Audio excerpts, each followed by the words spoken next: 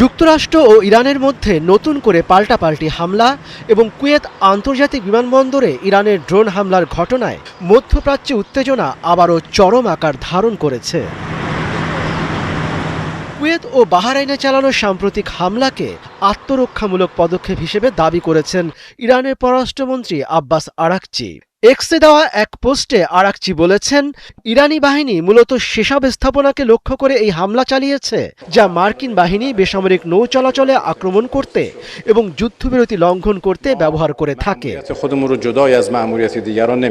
এছাড়া যুক্তরাষ্ট্রের সঙ্গে আলোচনায় কোনো অগ্রগতি না হলেও যোগাযোগের পথ খোলা রয়েছে বলে জানিয়েছেন আরাকচি। তবে কুয়েত ইরানের এই দাবি অস্বীকার করেছে। কুয়েতি পররাষ্ট্র মন্ত্রণালয় এক বিবৃতিতে বলেছে, অন্য কোনো দেশের বিরুদ্ধে আগ্রাসনে কুয়েত তার ভূখণ্ড ব্যবহার করতে দেয়নি। ইরান যে দাবি করেছে তার কোনো ভিত্তি নেই। এদিকে মার্কিন প্রেসিডেন্ট ডোনাল্ড ট্রাম্প বলেছেন, ইরানের সঙ্গে আলোচনা খুব ভালোভাবেই চলছে এবং সংঘাত নিরসনে এই সপ্তাহের শেষে একটি চুক্তি হতে পারে। Very well. Mr. President, it could happen. I mean, if it happens, and it might not happen, who knows?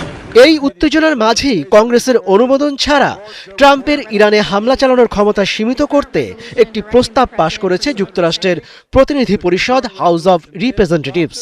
ওয়াশিংটনে ডেমোক্র্যাটদের আনা ওয়ার পাওয়ার্স প্রস্তাবটি 215-208 ভোটে পাশ হয়।